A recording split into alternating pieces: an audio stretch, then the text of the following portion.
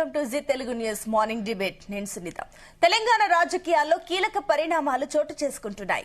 BRS దాఖలు చేసిన అనర్హత పిటిషన్ పై ఖైరతాబాద్ ఎమ్మెల్యే దానం నాగేందర్ అఫిడవిట్ దాఖలు చేశారు.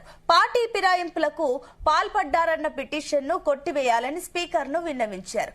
తాను బీఆర్ఎస్ కు రాజీనామా చేయలేదని, తనను సస్పెండ్ చేసినట్లు సమాచారం లేదని చెప్పుకొచ్చారు. దీంతో ఇప్పుడు దానం నాగేందర్ నుంచి వివరణ రూపంలో లేఖ రావడంతో స్పీకర్ ఎలాంటి నిర్ణయం తీసుకుంటారనేది మాత్రం ఆసక్తికరంగా మారుతోంది. అయితే అటు మున్సిపల్ ఎన్నికల పోరు సాగుతున్న వేళ దానం నాగేందర్ విషయంలో స్పీకర్ తుది నిర్ణయం పైన ఉత్కంఠగా అటు రాజకీయం అయితే సాగుతుందని చెప్పాలి. అయితే అటు స్పీకర్ నిర్ణయం ఏ రకంగా ఉన్నా ఒక పార్టీకి లాభం, మరో పార్టీకి నష్టం అయితే మనకు క్లియర్ గా అయితే ఈసారి తెలుస్తుంది. ఇదే అంశానికి సంబంధించి ఇవాళ డిబేట్ లో డిస్కస్ చేయబోతున్నాం. ఇవాళ డిబేట్ లో మనతో పాటు పార్టిసిపేట్ చేస్తున్నారు కాంగ్రెస్ నుంచి గౌరీ సతీష్ గారు జాయిన్ అయ్యారు. అండ్ అదేవిధంగా బీఆర్ఎస్ నుంచి సుమిత్ర ఆనంద్ గారు జాయిన్ అయ్యారు. మరికొంతమంది కూడా కాసేపట్లో జాయిన్ అవుతారు. ఎస్, అందరికి వెరీ గుడ్ మార్నింగ్ అండి. గుడ్ మార్నింగ్ అండి. ఎస్, సుమిత్ర ఆనంద్ గారు మీతోటే స్టార్ట్ చేద్దాం. ఎట్టకేలకు దానం నాగేందర్ నుంచి ఒక లేఖ రూపంలో వివరణ వచ్చింది. నేను ఇంకా బీఆర్ఎస్ కి అయితే నేను రాజీనామా చేయలేదు, నన్ను సస్పెండ్ చేసినట్టు అధికారికంగా ఎక్కడ కూడా లేదు. కాబట్టి ఆయన ఒక లెటర్ అఫిడవిట్ అయితే దాఖలు చేశారు. కాబట్టి ఏం చెప్తారు దీనిపైన? గుడ్ మార్నింగ్ అండి. మీకు అందరికీ జై తెలంగాణ.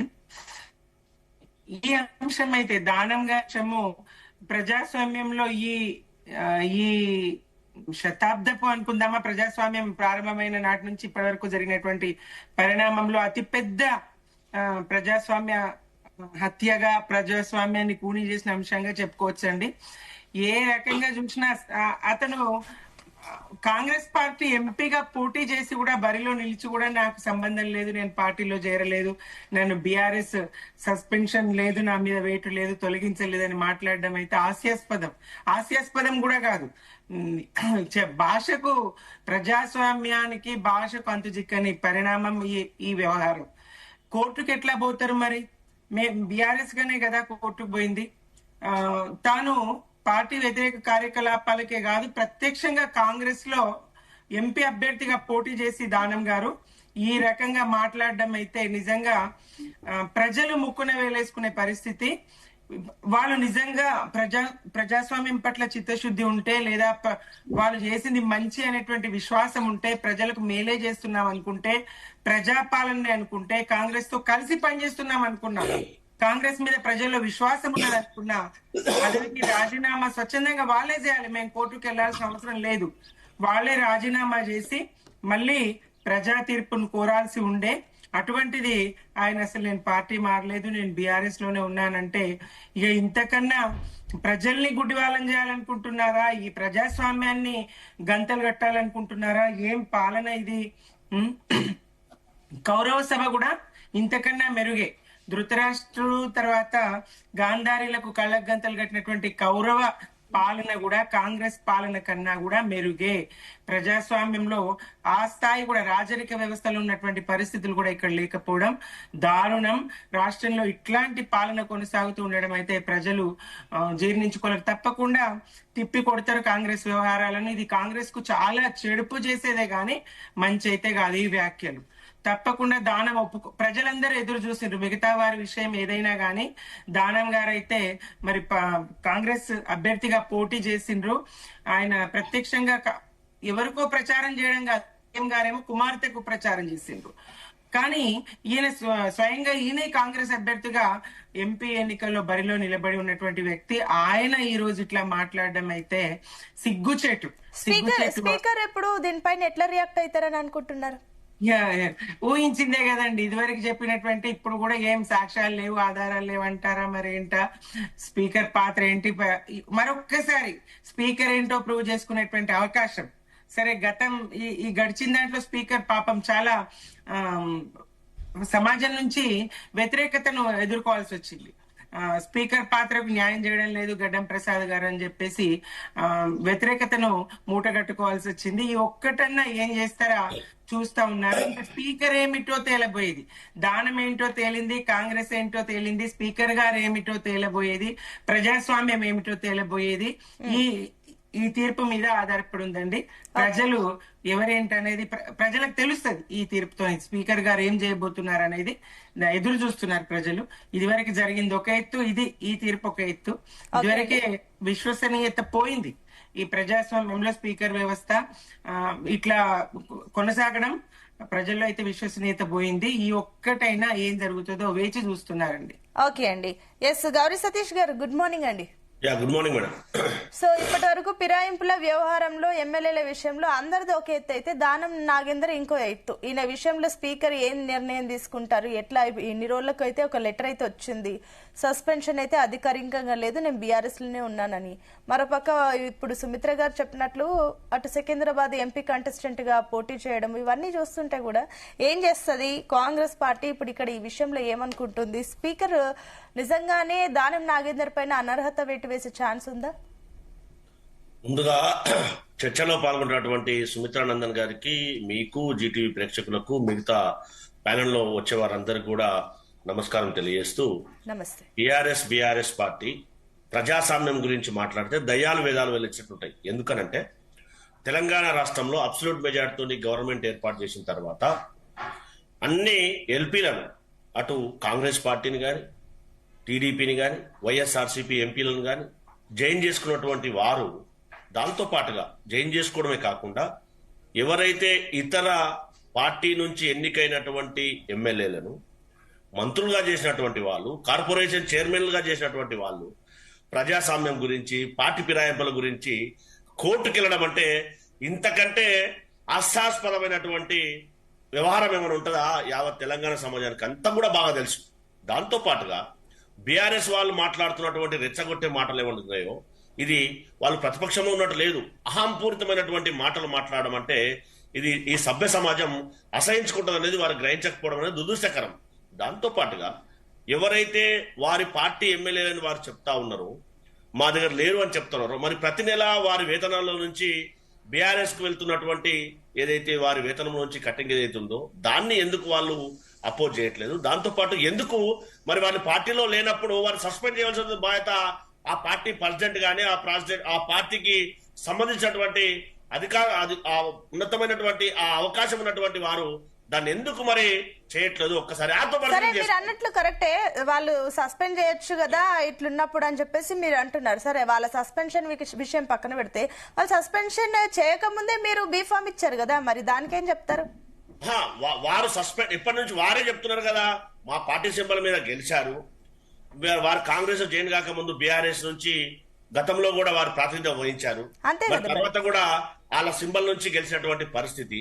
అది వాళ్ళు చేయవలసినట్టు వాళ్ళు చేయకుండా ఎదుటి వారి పైన బురద వెళ్ళడం అంటే ఎంతవరకు సంబంధించి? అంటే నా పాయింట్ మీరు అర్థం చేసుకోలేదు సతీష్ గారు. కరెక్టే, మీరు చెప్పిన పాయింట్ కరెక్టే. వాళ్ళు చేస్తుంది, వాళ్ళు అబ్జెక్షన్ చేస్తున్నారు, కోర్టుకు వెళ్లారు, ఓకే.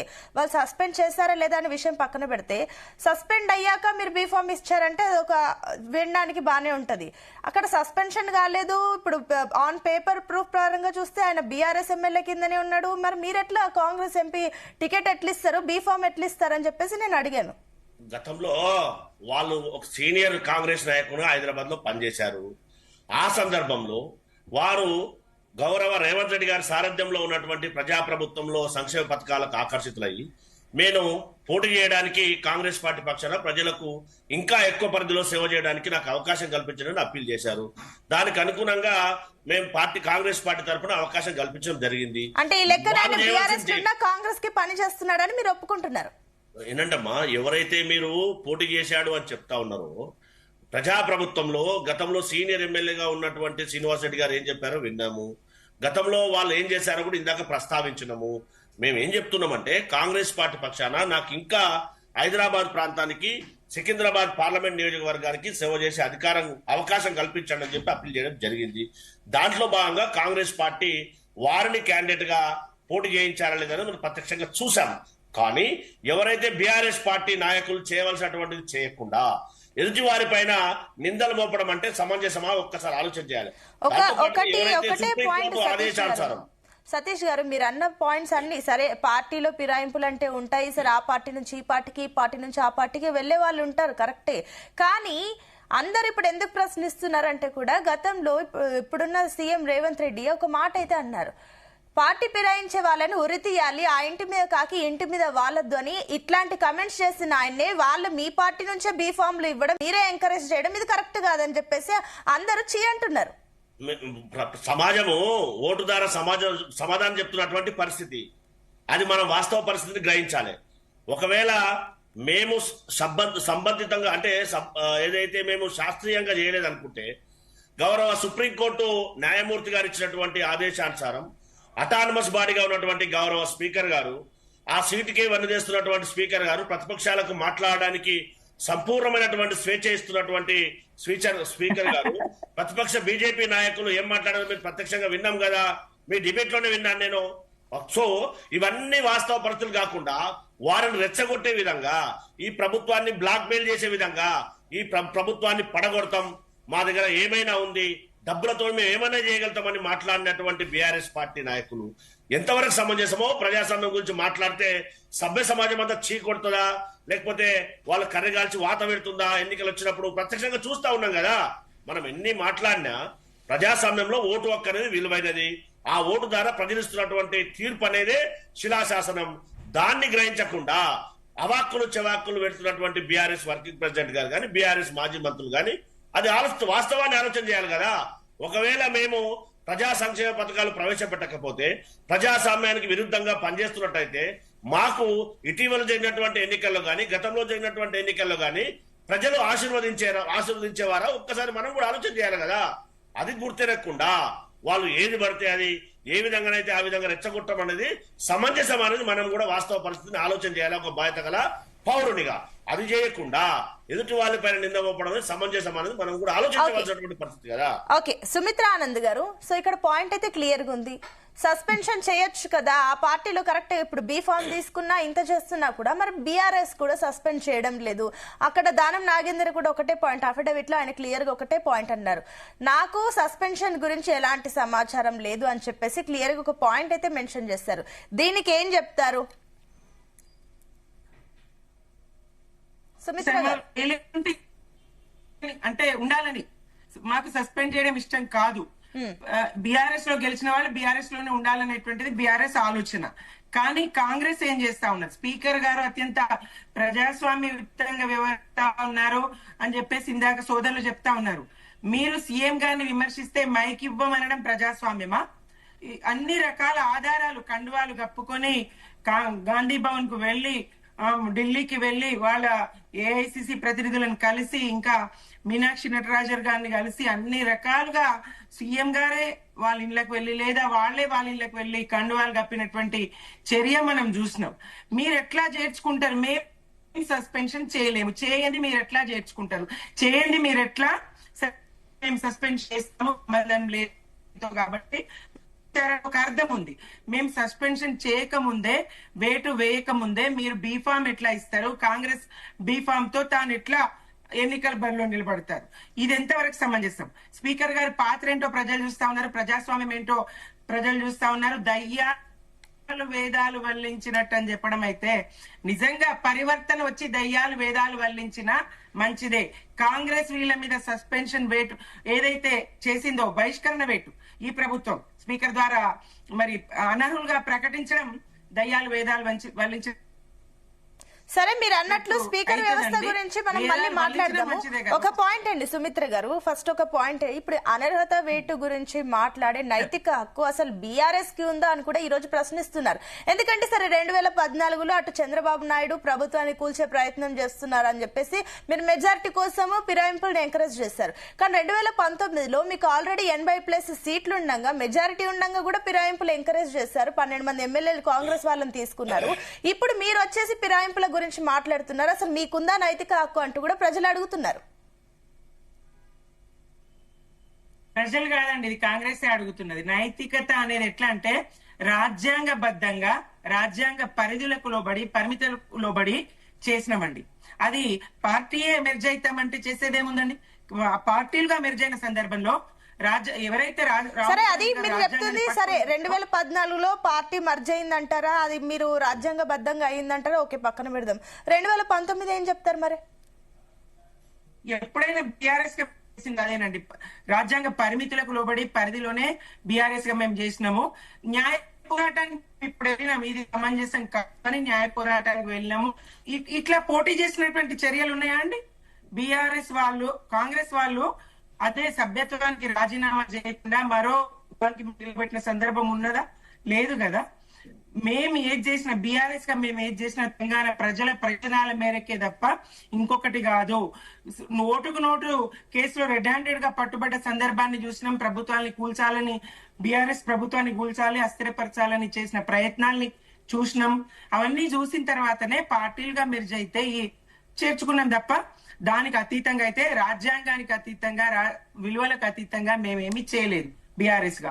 ఇప్పుడు కాంగ్రెస్ చేస్తున్నదైతే తెలంగాణ ప్రజలు చూస్తున్నారు. మరి రాహుల్ గాంధీ గారు మాట్లాడేదేంటి, చేసేదేంటి? ఆయన విలువల గురించి మాట్లాడతారు, రాజ్యాంగాన్ని పట్టుకుని దేశం అంతా చేస్తారు. వాళ్ళ అధికారంలో ఉన్నటువంటి 3 రాష్ట్రాల్లో ఏం జరుగుతున్నది, అందులో ఒకటైనటువంటి తెలంగాణలో పరిస్థితులు ఏంటో కనీసం ఒక చూపు ఇటు వేయనటువంటి రాహుల్ గాంధీ గారు దేశాన్ని ఏం చూస్తారు, దేశాన్ని ఎలా నాయకత్వం వహిస్తారు, ప్రజలు ఎట్లా విశ్వసిస్తారండి? దేశ ప్రజలు ఎట్లా విశ్వసిస్తారు? ఇవాళ మీడియా ప్రపంచమంతా గుప్పిట్లోకి వచ్చింది. ఏ రాష్ట్రంలో ఏం జరుగుతున్నదో అన్ని రాష్ట్రాల ప్రజలు కూడా గమనిస్తారు, చూస్తారు. ఇట్లాంటి సందర్భంలో తెలంగాణలో ప్రజాస్వామ్య హననం జరుగుతా ఉంది. కాంగ్రెస్ ప్రభుత్వంలో మరి ఇట్లాంటి చర్యలు జరుగుతున్నాయి. పార్టీ ఫిరాయింపులను వీళ్ళు ప్రోత్సహిస్తా ఉన్నారు. వీళ్ళు చేసిన చట్టాలను వీళ్ళే, కాంగ్రెస్ పార్టీ చేసినటువంటి చట్టాలను వీళ్ళే తుంగలో దొక్కుతున్నారు అనేటువంటి సంకేతాలు, సందేశాలు దేశానికి అందవా? రాహుల్ గాంధీ గారిని ఎట్లా దేశం విశ్వసిస్తుంది? ఆయన నాయకత్వాన్ని ఎట్లా దేశం అంగీకరిస్తుంది? ఇక్కడ తన కింద ఒకటి బయట ఒకటి చెప్పడం సమంజసం కాదు కదా. మేం న్యాయ పోరాటం గారు చేయాల్సింది చేసి ప్రజాస్వామ్యంలో పాత్రకు గౌరవాన్ని ఆపాదించాల్సి ఉండే. ఆ స్థానంలో ఉన్నటువంటి వ్యక్తి ఆ పాత్రకు మరింత న్యాయం చేస్తూ గౌరవాన్ని ఆపాదించాల్సి ఉండే. కానీ ఇక్కడ దురదృష్టకరం, ఆయనే స్వయంగా సీఎం గారిని విమర్శిస్తే లేదా సీఎం గారిని ప్రశ్నిస్తే మైక్ ఇవ్వమని నిర్ద్వంద్వంగా ప్రకటించడం, ఆ అసెంబ్లీ ఒక బూతు పదజాలానికి కేంద్రంగా మారడం, అక్కడ దూషణల పర్వం కొనసాగడం, చర్చిస్తామన్నటువంటి ఎజెండాలో ఉన్నటువంటి అంశాలను పక్కన పెట్టి మరేవో అంశాలు చర్చించడం, అభ్యంతరకరమైనటువంటి అన్పార్లమెంటరీ పదాలు వాడినా కనీసం వాటిని స్పీకర్ గారు తొలగిస్తానని చెప్పకపోవడం చాలా విచారకరం. ఎప్పుడూ ప్రజాస్వామ్యంలో ఇట్లాంటి పరిస్థితి చూసి ఉండం గతంలో. ప్రజలకు అర్థమవుతుందండి. స్పీకర్ గారిని అవమానించే విధంగా, స్పీకర్ గారి స్థాయిని తగ్గించే విధంగా కాంగ్రెస్ ప్రభుత్వం పాలన జరిపిస్తా ఉన్నది. ఇది ప్రజాస్వామ్యానికి విఘాతము, గొడ్డలు పెట్టండి. ఇట్లాంటి చర్య ఈ వ్యవస్థకు నష్టమే తప్ప ఇంకోటి కాదు. కాంగ్రెస్ ఏదైతే చెప్తుందో మీరు చేసిండ్రని, ఎస్ మేము చేసేది తప్పని మీరు అన్నప్పుడు, మీరు చేస్తే తప్పెట్లా కాదండి? బీఆర్ఎస్ గా మేము చేసేది తప్పే అని మీరు అన్నప్పుడు, మీరు విమర్శించినప్పుడు మీరు చేసింది తప్పుగా మీకు కనిపించదా? ఈ తప్పును మీరెందుకు కొనసాగించాలి? సరే, మీరు అంటున్న లెక్క ప్రకారం సుమిత్ర గారు, మీరు అంటున్నట్లు తప్పే అని అన్నప్పుడు, సరే ఏ లెక్కను చేసినా మీరు చేసింది తప్పని మీరు ఒప్పుకున్నప్పుడు, మేము ఒప్పుకోవడం లేదండి, కాంగ్రెస్ అంటున్నా. మీరు ఒప్పుకోకపోతే అదే లాజిక్ కాంగ్రెస్ కి కూడా వర్తిస్తుంది కదా. మీరు అప్పుడు సరే ప్రభుత్వ స్థిరత్వం కోసం మేము ఎంకరేజ్ చేయాల్సి వచ్చిందని చెప్పేసి మీరు అన్నారు. మరి ఇప్పుడు ఈ లాజిక్ వాళ్ళకు కూడా వర్తిస్తుంది కదా. పార్టీ మెర్జ్ అయింది కదండి. పార్టీ మెర్జ్ అయిన సందర్భంలో 2019 నేను అడుగుతున్నాను, అప్పుడు పార్టీ ఏం మర్జ్ కాలేదు, కాంగ్రెస్ ఎమ్మెల్యేలు అట్లనే ఉండే. ఎప్పుడైనా బీఆర్ఎస్ గా ప్రజల వైపే ఆలోచన చేసి చేసినటువంటి మీ వైపు నుంచి మాట్లాడితే తప్పు కాదని మీరు ఒప్పుకుంటున్నారు, మేము చేసింది తప్పు కాదని అంటున్నారు, వాళ్ళు చేస్తే తప్పని అంటున్నారు. లేదండి, అట్లా కాదండి. ఇప్పుడు ఎంత స్పష్టంగా ఒక పార్టీ ఎమ్మెల్యేను మరో పార్టీ బీఫామ్ ఇచ్చి పోటీలో నిలబెట్టడం ఏందండి? ఇది చరిత్రలో, స్వతంత్ర భారతదేశంలో చరిత్రలో, గతంలో గాని వర్తమానంలో గాని ఎక్కడైనా ఉన్నదా?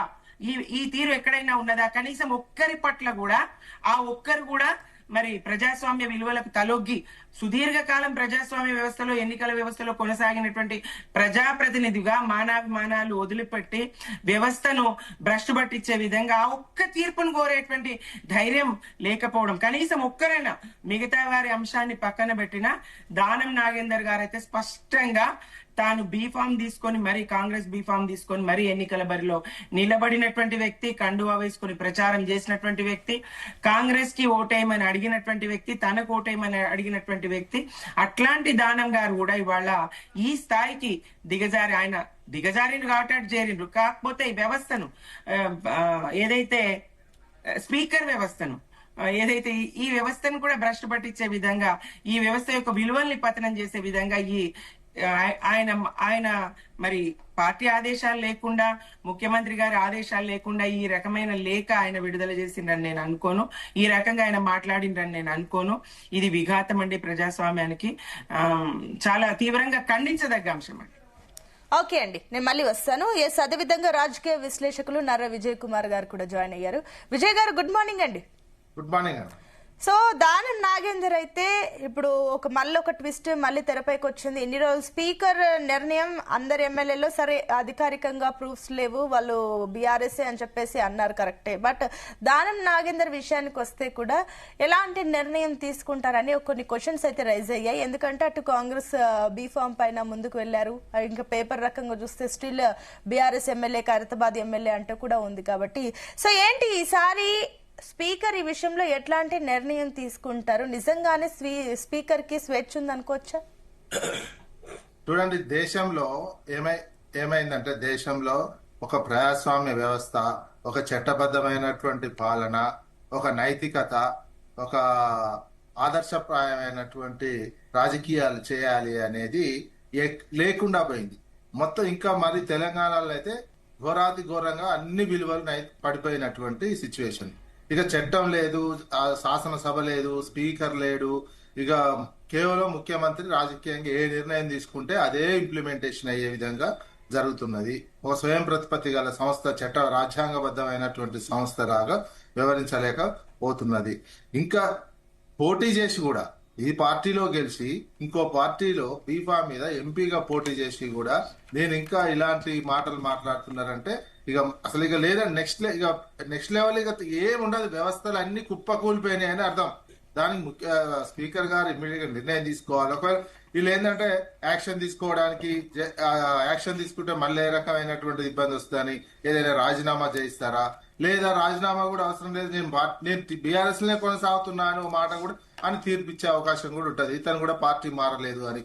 అంటే వీళ్ళే దేశానికి మోడీకి కావచ్చు, బీజేపీకి కావచ్చు, ఒక కాంగ్రెస్ పార్టీ తనకున్న ఇటువంటి చెడు 60 సంవత్సరాల పరిపాలన అనుభవాన్ని ఈ రకంగా చెడు వైపు తీసుకుపోయి బీజేపీకి ఇంకో అస్త్రంలాగా ఇస్తున్నారు. దేశవ్యాప్తంగా ఇట్నే ఇంప్లిమెంటేషన్ చేయండి అని చెప్తున్నట్టే ఉన్నది. వీళ్ళు రాజ్యాంగం బుక్ పట్టుకొని తిరిగి మొత్తం రాజ్యాంగ సూత్రాలు, చట్ట సూత్రాలు, నీతి సూత్రాలు ఉత్తుగా చెప్తే ఇక దేశంలో చెల్లనటువంటిది.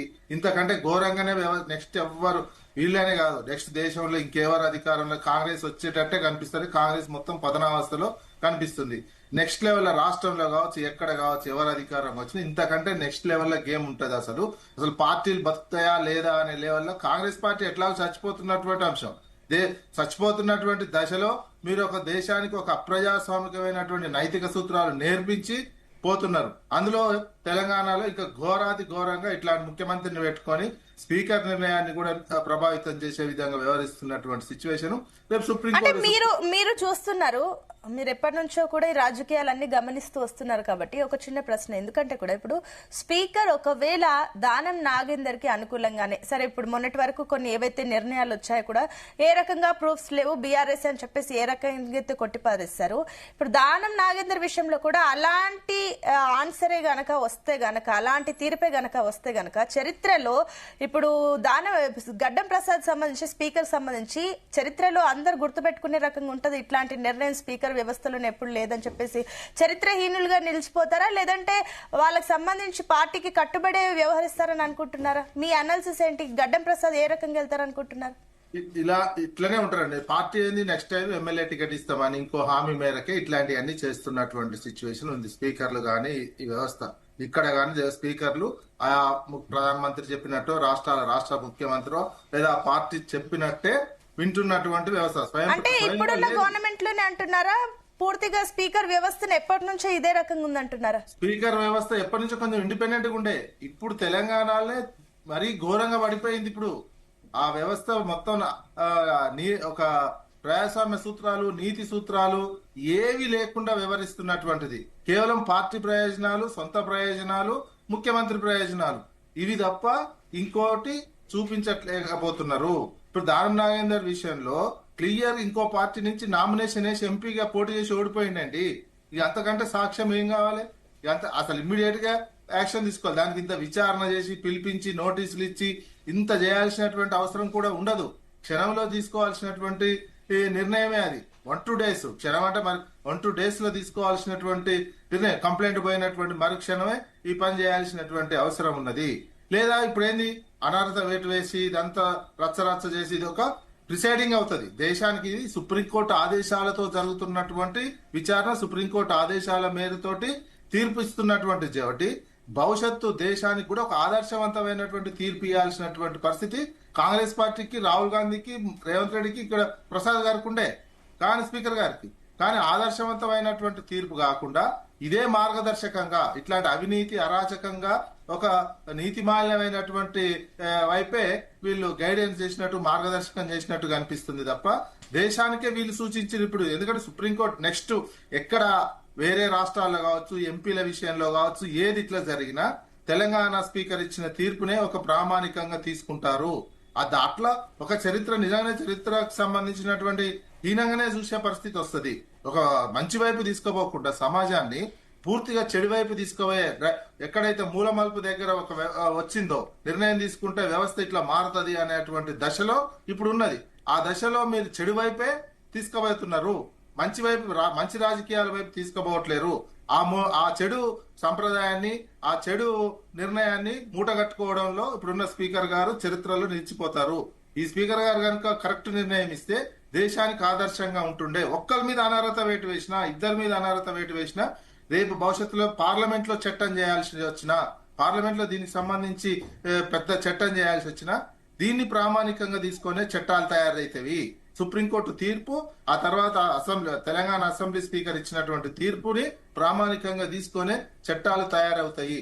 ఆ రకమైనటువంటి ఆదర్శవంతమైనటువంటి చట్టాలు తయారు చేయడానికి, కఠినమైనటువంటి చట్టాలు తయారు చేయడానికి పునాది వేయాల్సినటువంటి అవసరం ఉండే తప్ప కఠినమైన చట్టాలకు ఇట్లాంటి రాజ్యాంగ ఉల్లంఘనలే ఉండాలి, అవినీతికరమైనటువంటి నీతిమాలిన రాజకీయాలే నడవాలి దేశంలో అనేటట్టు ఇది వ్యవస్థలు కుప్పగూలిపోయినట్టే. ఏం నెక్స్ట్ గా అంతర్యుద్ధమే ఉంటది. ఇక నెక్స్ట్ ఏ ఉండదు. ఇక అన్ని వ్యవస్థలు కుప్పగోలిపోతున్నటువంటి దశ కనిపిస్తుంది.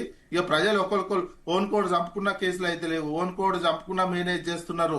ఇవన్నీ నెక్స్ట్ దశ ఇదే మొత్తంగా అంతర్యుద్ధమే ఇరాన్ లో అయినట్టు అయ్యే పరిస్థితి త్వరలో రాబోతుంది దేశంలో కూడా. ఇట్లాంటి పరిస్థితి కాంగ్రెస్ పార్టీయే బేస్ వేస్తుంది దీనికి, దేశానికి ఆదర్శంగా. ఆ వచ్చిన అవకాశాన్ని కూడా చెడగొట్టుకొని కాంగ్రెస్ పార్టీ చచ్చిపోతూ దేశానికి ఓ చెడు రాజకీయాన్ని అంటించిపోతుంది.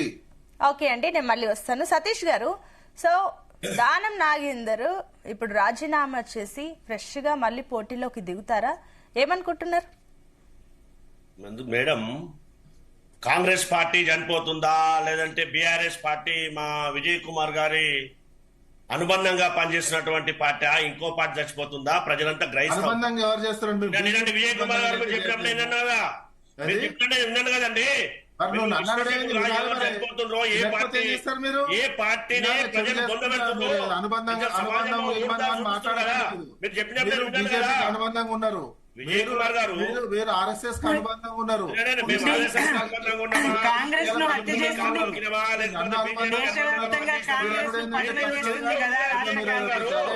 నీతిమాల్య విజయ్ కుమార్ గారు మీరు నీతిమాల్య ఒక నిమిషం విజయ్ గారు, ఒక నిమిషం అండి. విజయ్ గారు ఒక నిమిషం. సతీష్ గారు ఆయన పాయింట్ కూడా అన్నారు, తెలంగాణలోనే స్పీకర్ వ్యవస్థ ముందు నుంచి ఇట్లనే ఉందని చెప్పేసి ఒక పాయింట్ కూడా అన్నాడు. ఆయన రెండు వైపులా కూడా మాట్లాడారు. సరే ఒక నిమిషం విజయ్ గారు ప్లీజ్ విజయ్ గారు ఒక నిమిషం. విజయ్ గారు నేను చెప్తున్నాను, ఒక నిమిషం ఆగండి. ఒక నిమిషం నేను చెప్తున్నాను, ఒక నిమిషం ఆగండి ప్లీజ్. విజయ్ గారు ఒక నిమిషం మీరు అనుబంధంగా ఉంటున్నారు. ఒక నిమిషం విజయ్ గారు, ఒక నిమిషం విజయ్ గారు ఒక నిమిషం. సతీష్ గారు ఇప్పుడు పాయింట్ పాయింట్ వచ్చేసి నేను అడిగింది అది కాదు, విజయ్ గారు ఏ పార్టీయా ఈ పార్టీ అని కాదు నేను అడిగింది. మీరు ఆ పాయింట్ వదిలేసి కాస్త పాయింట్ కి రండి దయచేసి. ఒక నిమిషం విజయ్ గారు please please wait. Sumitra garu I come back to you, please wait అండి. విజయ్ గారు ఒక నిమిషం, నేను చెప్తున్నాను, ఒక నిమిషం ఆగండి. విజయ్ కుమార్ గారు అవును నేను భారతదేశంలో చనిపోతుందా అంటే నేను అంటే ఏడ బతుకుతుందండి ఒకటి సతీష్ గారు అధికార పార్టీ ఓపిక ఉండాలి. సరే విమర్శలు అన్నప్పుడు వస్తూ ఉంటాయి, అవన్నీ తీసుకుంటేనే మీరు ముందుకు వెళ్తారు. అంతేగాని వాళ్ళు విమర్శించిన వాళ్ళందరికీ మీరు రివర్స్ లో మాట్లాడితే కరెక్ట్ కాదు కదా. ఒక నిమిషం ఆగండి విజయ్ గారు, ఒక నిమిషం మీరు ఆగండి. ఒక నిమిషం విజయ్ గారు ప్లీజ్ పాయింట్ తీసుకుందాం, మీరు క్లారిటీ తీసుకోవాలి. నేను చెప్తున్నాను దయచేసి మీరు ఒక నిమిషం ఆగండి. విజయ్ గారు ఒక నిమిషం ఆగండి. సతీష్ గారు please come to the point అండి. ఎస్ ఒక నిమిషం ఆగండి ప్లీజ్, పర్సనల్ వద్దు. సతీష్ గారు మీరు పాయింట్ చెప్తారా చెప్పరా? కాంగ్రెస్ పార్టీ కార్యకర్తగా నా రైట్ అండి. మీరు మాట్లాడినటువంటి మాట నా మాతృ సంస్థది, నా మాతృ సంస్థ కాబట్టి సరే ఒక నిమిషం విజయ్ గారు ప్లీజ్ ఒక నిమిషం ఆగండి. అది ఆయన అభిప్రాయం మట్టికి. ఒక నిమిషం ఆగండి ప్లీజ్, ఒక నిమిషం ఆగండి. సతీష్ గారు ఒక పాయింట్ అయితే క్లియర్ గా చెప్పండి. సీఎం రేవంత్ రెడ్డి అన్న మాట మీద నిల్చుంటారు. ఆ ఇంటి కాకిని ఈ ఇంటి మీద వాళ్ళని ఇవ్వద్దు, ఫిరాయించిన వాళ్ళని ఉరిదీయాలి, ఇట్లాంటి మాటల పైన కట్టుబడి ఉంటుందా కాంగ్రెస్? ఆ మాట మీద నిలబడి ఉంటుందా?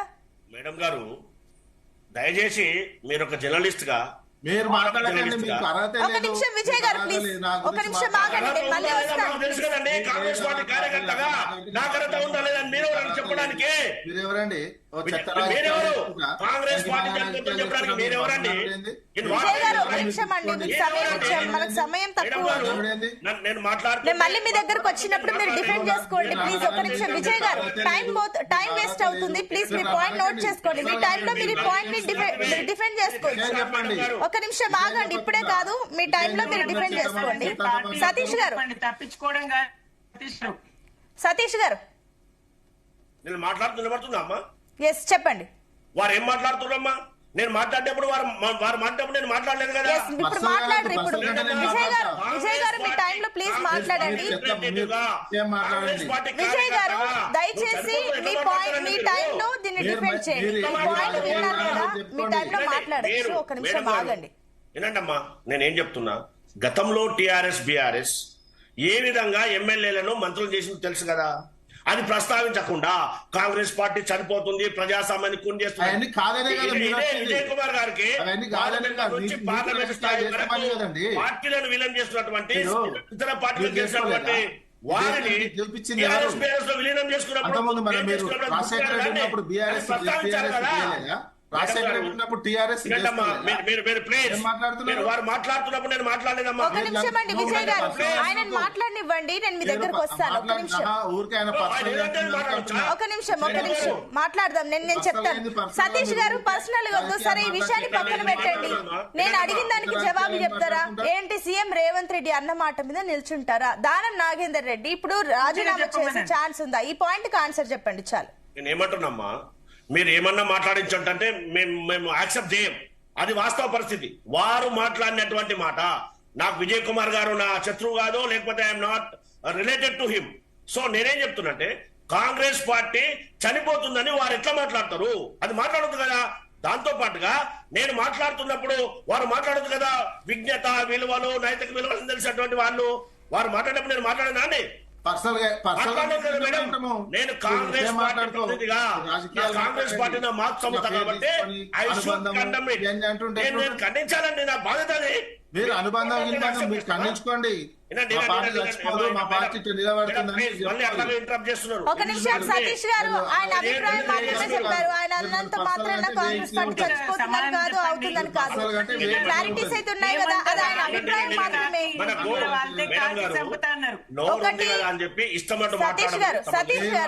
సతీష్ గారు మేము ప్రోగ్రామ్ టెలికాస్ట్ చేసేటప్పుడు ఒక పాయింట్ అయితే క్లియర్ గా ఉంటుంది. ఇక్కడ ఎవరైతే మాట్లాడతారో ఆ వ్యక్తుల అభిప్రాయాల మట్టుకే గానీ అది మేము కంప్లీట్ గా మేమేం ప్రూవ్ చేయట్లేదు. కాబట్టి జస్ట్ ఆయన అభిప్రాయం మాత్రమే. మీ పాయింట్ మీరు చెప్పండి జస్ట్ చాలు. అందుకే ఖండించవలసిన బాధ్యత ఓకే, మీరు ఖండిస్తున్నారు బట్ పాయింట్ మాట్లాడండి. మీరు ఇప్పటి వరకు 3 నిమిషాల నుంచి ఖండిస్తూనే వస్తారు. కాస్త ఇప్పుడైనా మీరు ఆన్సర్ చెప్పండి. దానం నాగేందర్ రాజీనామా చేస్తారా, ఏం చేస్తారని చెప్పి నేను అడిగాను, దానికి చెప్పండి చాలు. ఒక సీనియర్ ఎమ్మెల్యేగా వారు ఏం చేయాలో వారికి ఉన్నటువంటి విచక్షణ అధికారాలను ఉపయోగించుకొని వారు ఏం చేశారు అనేది ఇప్పుడు ప్రత్యక్షంగా చూస్తాం. సుప్రీంకోర్టు ఆదేశానుసారము అటానమస్ బాడీగా ఉన్నటువంటి గౌరవ స్పీకర్ గారు ఖచ్చితంగా వారి పరిధిలో ఏ నిర్ణయం తీసుకోవాలో ఆ నిర్ణయం తీసుకుంటారు. ఆ సిచ్యువేషన్ బట్టి వాళ్ళు నిర్ణయం తీసుకుంటారు కదా. అది కదా కాంగ్రెస్ పార్టీ విధానం, అది కాంగ్రెస్ పార్టీ యొక్క సమాధానం. అది మాట్లాడకుండా ఏదంటే ఇంటరప్ట్ చేయడం ఎంతవరకు కరెక్ట్ అండి? ఓకే, ఒక నిమిషం అండి, ఇదే పాయింట్ కి సబ్మిషన్ ఉందంట. సుమిత్ర గారు మీ సబ్మిషన్ ఏంటి? దేశ చరిత్రలో ఎన్నడూ లేని విధంగా సుప్రీంకోర్టు మన రాష్ట్రానికి సంబంధించి మన స్పీకర్ గారిని ఉద్దేశించి మాట్లాడినటువంటి మాటలు చూసినామండి. గౌరవ సుప్రీంకోర్టు, మీరు నూతన సంవత్సర వేడుకలు ఎక్కడ జరుపుకుంటారు, మరి మీరు ఇంకా ఎందుకు చర్యలు తీసుకోవడం లేదు, ఎక్కడ నూతన సంవత్సర వేడుకలు జరుపుకుంటారు, మీరు నిర్ణయం తీసుకోవాలని చెప్పినటువంటి మాట మరి ప్రజాస్వామ్య వ్యవస్థలో అది ఏ స్థాయి పరిణామమో ఆలోచించండి. కోర్టుల వరకు ఒక రాజ్యాంగబద్ధమైనటువంటి గౌరవప్రద స్థానాన్ని భ్రష్టు పట్టించేటువంటి పాలన నిజంగా విజయ్ కుమార్ గారే కాదు, ప్రజలు అంటున్నారండి. రాష్ట్రంలో ఉన్నది కాంగ్రెస్ ప్రభుత్వమేనా, లేదా కాంగ్రెస్ ను, దేశవ్యాప్తంగా ఉన్నటువంటి కాంగ్రెస్ ను, రాహుల్ నాయకత్వాన్ని మరి దెబ్బతీసే విధంగా భవిష్యత్తులో కూడా వాళ్ళకి ఎలాంటి అవకాశం రాకుండా ఉన్నతంగా భ్రష్టు పట్టించేటువంటి పరిస్థితులు, దెబ్బతీసే పరిస్థితులు ఇక్కడ మొదలైనయా? వేరు పురుగు ఇక్కడ చేరిందా? కాంగ్రెస్ ను చేర్చేటువంటి వేరు పురుగు తెలంగాణ రాష్ట్రంలో చేరిందా అనేటువంటి అనుమానాలు దేశవ్యాప్తంగా పరిస్థితులు అట్లా దాపురించినాయండి. ఒక్క ఎమ్మెల్యే కోసం కనీసము ఇది ఆయన సొంత నిర్ణయం అని నేను అనుకోనండి. దానం గారు ఆచితూచే ఇంతకాలం ఆగిండ్రు, ఏం చేయాలి, ఎట్లా చేయాలి, ఎలాంటి నిర్ణయం తీసుకోవాలి, రాజీనామా చేయాలి అనేటువంటి ముఖ్యమంత్రి గారితో సమాలోచనలు చేస్తూ ఆగిండ్రు.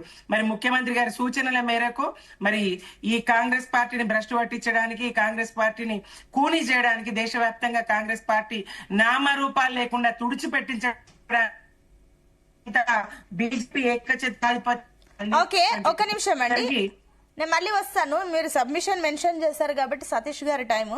సతీష్ గారు, ఒక పాయింట్ అయితే క్లియర్. ఇప్పుడు స్పీకర్ విషయంలో కూడా ఎందుకు ఇంత డిలే అవుతుంది? సరే, 2-3 రోజుల్లో తీసుకోవాల్సిన నిర్ణయాన్ని 2 ఏళ్ల దాకా ఎందుకు లాగారు? ఇప్పుడన్నా తొందరగా వస్తుందా లేదా, లేదంటే మున్సిపల్ ఎన్నికలు, ఇప్పుడు కార్పొరేషన్ ఎన్నికలు ఉన్నాయి కాబట్టి ఇంకా డిలే చేస్తారా?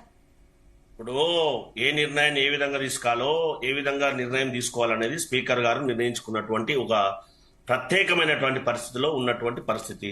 ఒక అటానమస్ బాడీ కాబట్టి మనం ప్రశ్నించడం అనేది సాధ్యం కాదు, అది కరెక్ట్ కాదనేది మనం కూడా ఒకసారి ఆలోచన చేయాలి. దాంతో పాటుగా వారికి ఇచ్చినటువంటి నోటీస్ ఆధారంగా, వారి సమయానుకూలంగా, వారు ఇచ్చినటువంటి ఎక్స్ప్లెనేషన్ ఆధారంగా, వారికి ఉన్నటువంటి అధికారాలకు అనుగుణంగా సుప్రీంకోర్టు ఏదైతే సూచనలు చేసిందో దానికి అనుగుణంగానే వారు ఏ విధమైన నిర్ణయం తీసుకోవాలో విచక్షణ అధికారాన్ని ఉపయోగించి తీసుకున్నటువంటి పరిస్థితి. ఒక పాయింట్ మీరు అన్నట్లు సుప్రీం కోర్టుని తీసుకొచ్చారు కాబట్టి నేను అడుగుతున్నాను. సుప్రీం కోర్టు కూడా ఇది ఇంకా జాప్యం చేయొద్దు, వీలైనంత త్వరగా నిర్ణయం తీసుకోవాలని సూచించింది. మీరు అన్నట్లు అటానమస్ బాడీ రాజ్యాంగబద్ధంగా స్పీకర్ కి అన్ని అంటే ఆయనకు అన్ని పవర్స్ ఉంటాయి, సరే, కానీ ఎందుకు ఆయన ఇంత డిలే చేస్తున్నారు? స్పీకర్ మొట్టికాయలు వేస్తే గానీ ఇక్కడ బండి కదలని పరిస్థితి ఎందుకు వచ్చింది అనేది ప్రశ్న. Sorry to tell this word, మీరు స్పీకర్ కు ముట్టికాయ వేయలేదు, త్వరితగతిన మీరు నిర్ణయం తీసుకోండి, ఎందుకు జాప్యం జరుగుతుంది అని చెప్పి గౌరవ సుప్రీంకోర్టు వారు చెప్పినటువంటి మాట. దానికి అనుగుణంగానే వారి గతంలో ఎంతమంది పైన ఏం జడ్జిమెంట్ ఇచ్చారో ప్రత్యక్షంగా చూసాం కదా. వారి యొక్క ఉనికినే, వారి యొక్క ఉన్నటువంటి ప్రత్యేకమైనటువంటి పరిస్థితులనే మనం ప్రశ్నించడం మనకు రైట్ లేదు కదా as citizen of this country. So దానికి అనుగుణంగానే వారు 1 by 1 వారు ఇచ్చినటువంటి ఎక్స్ప్లెనేషన్ ఆధారంగా జడ్జిమెంట్ ఇస్తున్నటువంటి పరిస్థితి. దానికి మనం ప్రశ్నించడం లేదు కదా. వారు విశిష్టమైనటువంటి అధికారాలు కలిగినటువంటి వారు, ఒక అటానమస్ బాడీ, స్పీకర్ బాడీ అనేది, దానికి అనుగుణంగానే వారు ఏ నిర్ణయం తీసుకోవాలో ఆ రకంగా నిర్ణయం తీసుకుంటారు కదా. వారు ఇచ్చినటువంటి సంబంధిత ఎన్నికైనటువంటి ఎమ్మెల్యేలు ఇచ్చినటువంటి స్టేట్మెంట్ ఆధారంగా, వారు ఇచ్చినటువంటి రిటర్న్ ఎవిడెన్స్ ఆధారంగా దానికి అనుగుణంగానే వారు నిర్ణయం తీసుకున్నటువంటి పరిస్థితి. వారి పట్ల ఎవరిది కానీ, ఇతర ప్రభుత్వాలది కానీ, ఎవరిది కానీ వారి పైన ఒత్తిడి లేదనేది వాస్తవ పరిస్థితి గ్రహించాలి. ఆ రకంగా చెప్పకుండా ఇంకో రకంగా మనం చెప్తామంటే టీఆర్ఎస్ బీఆర్ఎస్ ఏం చేయలేం. దాంతో సరే, పాటు ఇప్పుడు కాంగ్రెస్ అధికారంలోకి వచ్చిన తర్వాత కూడా ఇప్పటికే కాంగ్రెస్ తలుపులు తెరిచే ఉంటాయి, ఫిరాయింపులు వాళ్ళు రావచ్చు అన్న వీటికి ఏం చెప్తారు? మేడం, మాది జాతీయ పార్టీ, మాది కూడా ఒక రాజకీయ పార్టీ. గతంలో గౌరవ కేసీఆర్ గారు మాట్లాడినటువంటి మాటలు కూడా మనం ఒకసారి గుర్తు చేసుకోవాలి. ఎందుకంటే ఏ రాజకీయ పార్టీ అయినా పథకాలకు ఆకర్షితులై కానీ లేకపోతే పార్టీ యొక్క విధి విధానాలు నచ్చి కానీ ఎవరైనా జైన్ కావచ్చు కదా.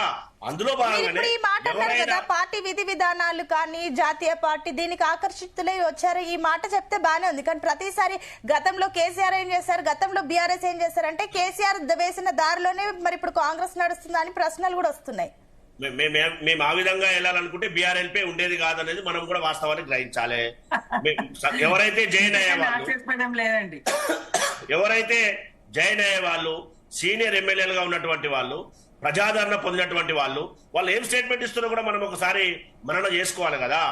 ఏదైతే ప్రజా సంక్షేమ పథకాలకు ప్రజాప్రభుత్వం చేస్తున్నటువంటి విధి విధానాలు నచ్చే, గౌరవ రేవంత్ రెడ్డి గారి సారథ్యంలో ఉన్నటువంటి ప్రజాప్రభుత్వ పథకాలు నచ్చే వారు ఆకర్షితులై చేయనటువంటి పరిస్థితి కదా. సరే, మీరు అన్న లెక్కన జాతీయ పార్టీ మీ పథకాలన్నీ నచ్చినా ఆకర్షితులైనా వాళ్ళు వస్తామన్నా కూడా ఈ ఇంటికాకి మీద ఎట్లా వాళ్తుంది, డోర్స్ ఎట్లా ఓపెన్ చేస్తారు?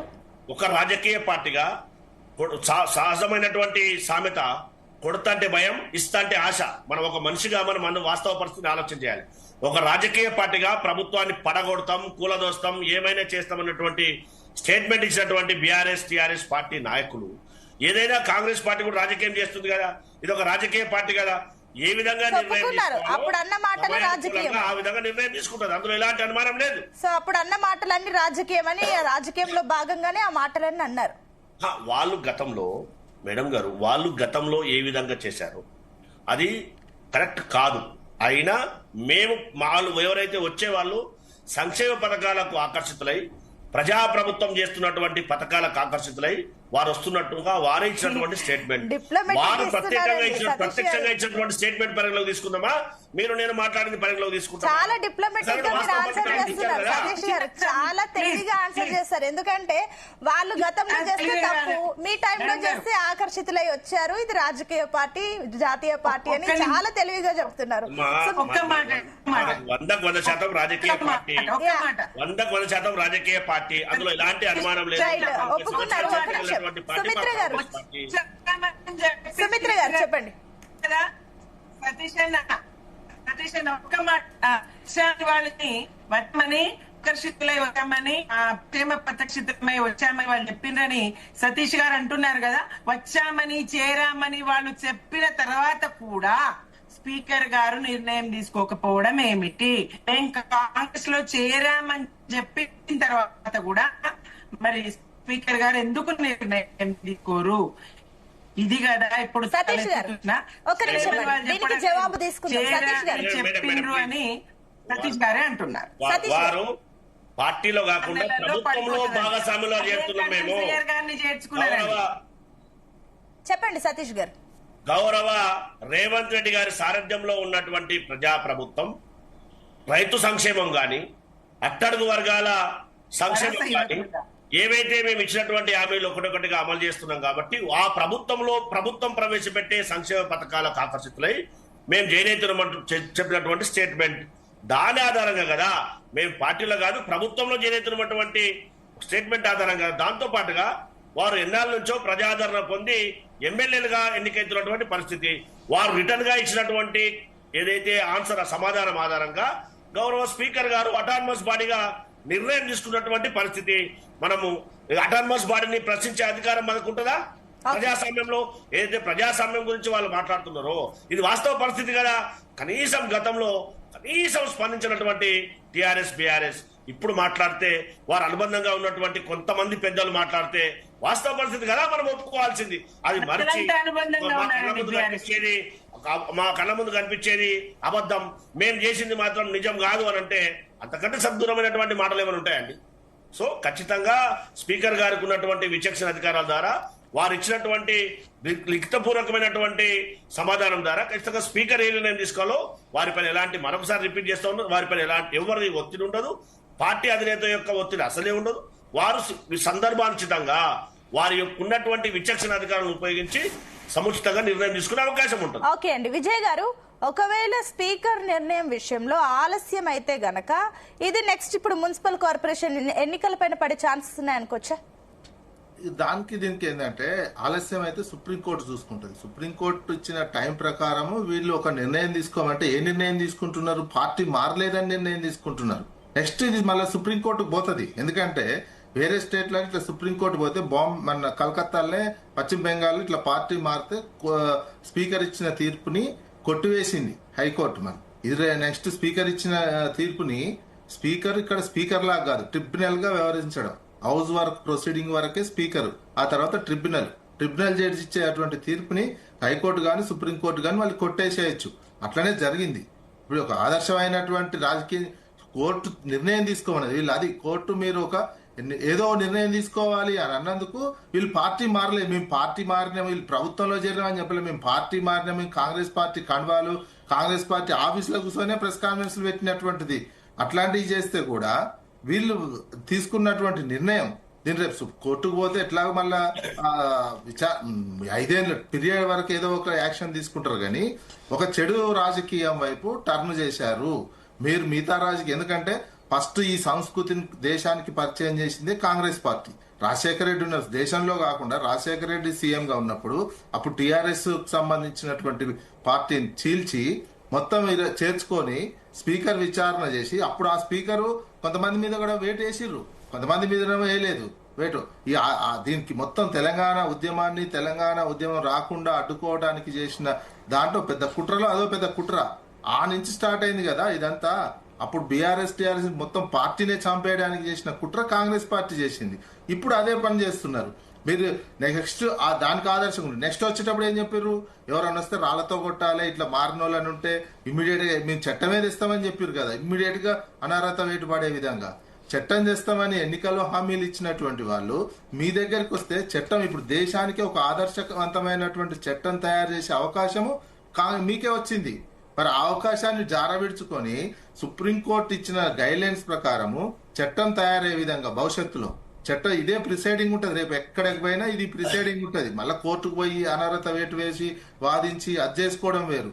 మీరు ఒక దేశానికి ఆదర్శవంతమైనటువంటి రాజకీయాన్ని ఇవ్వలేదు, చెడు రాజకీయాన్ని. ఒకటి మంచి పాయింట్ చెప్పారు విజయ్ గారు. ఎందుకంటే కూడా ఇది కంటిన్యూ అవుతుంటది. సరే, పార్టీ ఫిరాయింపులు అనేది కంటిన్యూ అవుతుంది. నెక్స్ట్ ఇప్పుడు కాంగ్రెస్ తర్వాత ఏది ఉంటుందా, ఎవరున్నా లేకున్నా ఫిరాయింపులు అనేది కంటిన్యూ అవుతుంది. ఈ ఫిరాయింపుల్ని ప్రోత్సహించడం మాత్రం ప్రజలు కాదు, ఎవరు కూడా ఒప్పుకోరు. బట్ ఇప్పుడు మీరు అన్నట్లు చట్టం రావాలి. కానీ చట్టం రావాలంటే ఈ అన్ని పార్టీలు, కేవలం కాంగ్రెస్ అని కాదు, బీఆర్ఎస్ కాదు, అన్ని పార్టీలు ఒప్పుకునే సిచ్యువేషన్స్ లో ఉన్నాయనుకోవచ్చా ఇప్పుడు రాజకీయాలు?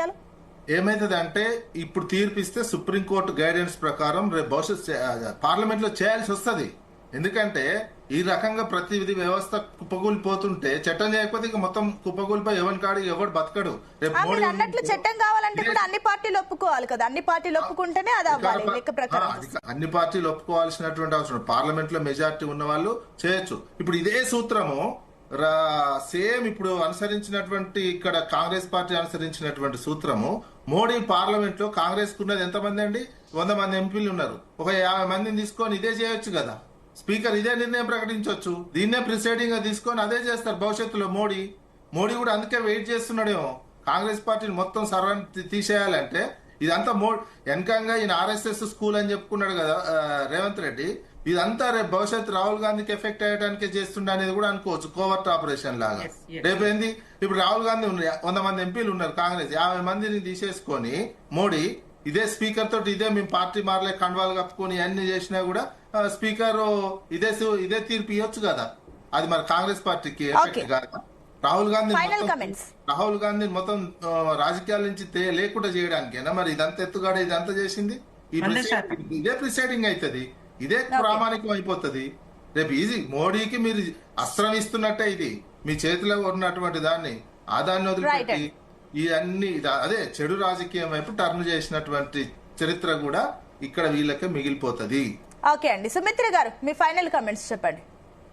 ఇదైతే రాజ్యాంగ విలువల హననమే అండి. తప్పకుండా ప్రజాస్వామ్యాన్ని పాతర వేయడమే.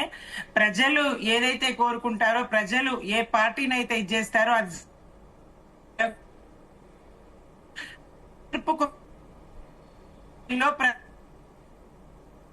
ఇటువంటి చర్యలు భవిష్యత్తు రాజకీయాల మీద తీవ్రమైనటువంటి ప్రభావం చూపిస్తాయి. ఎక్కడ మనం ఉన్నామో, ప్రజాస్వామ్యంలో ఉన్నామా, ఎక్కడున్నామన్నది ప్రజలు, ఇదంతా ఒక బూటకం, ప్రజాస్వామ్యం అనేదే ఒక బూటకం అనేటువంటి తీర్పును ఇక్కడ ఈ స్పీకర్ వ్యవస్థ, తెలంగాణ స్పీకర్ వ్యవస్థ ఇది కల్పిస్తా ఉన్నదండి. ప్రజాస్వామ్యం పట్ల ప్రజలు విశ్వసనీయతను కోల్పోయే విధంగా, నమ్మకాన్ని కోల్పోయే విధంగా ఈ చర్యలు ఉంటున్నాయి. దేశవ్యాప్తంగా ఈ ప్రభావం ఉంటది. సుప్రీంకోర్టు మొట్టికాయలేనండి, మీరెక్కడుంటారు అని ప్రశ్నించడము, ఎక్కడ నూతన సంవత్సరాల వేడుకలు జరుపుకోబోతున్నారని ప్రశ్నించడం ఏదైతే ఉన్నదో, అంతకన్నా పెద్ద మొట్టికాయ, ఒక రాజ్యాంగబద్ధమైనటువంటి సంస్థను అంతకన్నా పెద్ద ఎత్తున మొట్టికాయ వేయడం కుదరదండి. అయినప్పటికీ అట్లాంటి మాట అక్కడి నుంచి వచ్చింది అంటే అది తప్పకుండా పరిగణలోకి తీసుకొని అప్పటికైనా కాస్త బుద్ధి తెచ్చుకొని ఈ వ్యవస్థ నడపాల్సి ఉండే. నిజంగా కాంగ్రెస్ ను పూర్తి స్థాయిలో, దేశవ్యాప్తంగా కాంగ్రెస్ ను పూర్తి స్థాయిలో పూడ్చిపెట్టే పని రాష్ట్రంలో జరుగుతూ ఉన్నదండి. కళ్ళు తెరవాలి రాహుల్ గాంధీ గారు. రాజ్యాంగాన్ని పట్టుకొని తిరగడమే కాదు, కళ్ళు తెరిచి తెలంగాణలో ఏం జరుగుతుందో చూసి తదనుగుణంగా నిర్ణయం తీసుకొని పార్టీని కాపాడుకోవాలండి. ఏకస్వామ్యం ఉండకూడదు. ఏకస్వామ్యం దేశంలో నష్టాన్ని కలిగిస్తుంది. పార్టీలు బతకాలండి, కాంగ్రెస్ అయినా మరోటైనా బతకాలి. కాంగ్రెస్ ను బతికించుకునేటువంటి పని, దేశ స్వాతంత్ర చరిత్రలో స్థానం ఉన్నటువంటి, ప్రముఖ పాత్ర ఉన్నటువంటి నెహ్రూ లాంటి పాలకుడిని కలిగి ఉన్నటువంటి, ఒక సోషలిస్ట్ నేత ఉన్నటువంటి పాలన జరిపినటువంటి ఈ పార్టీ పూర్తిగా పతనం చేసి పూర్తిగా పూడ్చి వేసే స్థాయిలో ఇక్కడ తెలంగాణలో పాలన జరుగుతా ఉన్నది. సతీష్ గారు, గౌరీ సతీష్ గారు, మీ ఫైనల్ కామెంట్స్. ప్రజాస్వామ్యాన్ని కాపాడింది ఎవరో, ప్రజాస్వామ్యాన్ని కూని చేసింది ఎవరో ఈ సమాజానికంతా బాగా తెలుసు. ఖచ్చితంగా గౌరవ స్పీకర్ గారికి ఉన్నటువంటి విచక్షణ అధికారాల ద్వారా, ఎన్నికైనటువంటి ఎమ్మెల్యేలు ఇచ్చే స్టేట్మెంట్ ఆధారంగా స్పీకర్ గారు సమయానుకూలంగా తగు నిర్ణయం తీసుకునే అవకాశం ఉంటుంది. ఆ నిర్ణయంలో ఎవరి యొక్క ప్రెజర్ వారిపైన ఉండదని ఒక వాస్తవాన్ని గ్రహించాలి. ఆ రకంగానే ప్రజాప్రభుత్వం ప్రయత్నం చేసే తప్పితే ఇంకో రకం కాదనేది వాస్తవం ఆలోచన చేయాలి. దాంతోపాటు మున్సిపల్ ఎన్నికలు అనేటివి ఖచ్చితంగా గతంలో రిజల్ట్ ఏ విధంగా వచ్చిందో చూసాం.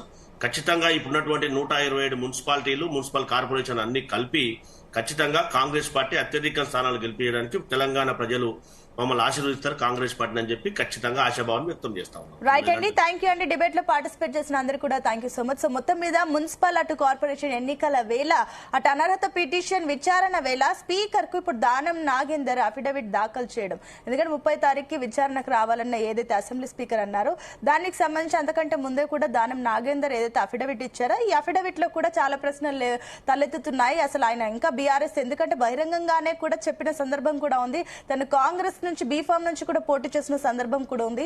అయినప్పటికీ కూడా మరి ఈ విషయంలో స్పీకర్ ఎట్లాంటి నిర్ణయం తీసుకుంటారు? ఈ విచారణ తర్వాత నిజంగానే స్పీకర్ వ్యవస్థ పైన ఇప్పుడు ఎలాంటి ఊహాజనిత విషయాలు కూడా ఇప్పుడు వ్యక్తమవుతున్నాయి, ఎవరు ఏ రకంగా రెస్పాండ్ అవుతారు, స్పీకర్ నిర్ణయం ఇప్పుడు కీలకం కాబోతుంది. కాబట్టి ఈ విషయంలో దానం నాగేందర్ విషయంలో స్పీకర్ ఎట్లా వ్యవహరిస్తారు అనేది కూడా ఒక కీలకంగా కాబోతుంది. చూద్దాం ఏం జరుగుతుందో భవిష్యత్తులో. That's all for now. Keep watching Zee Telugu news.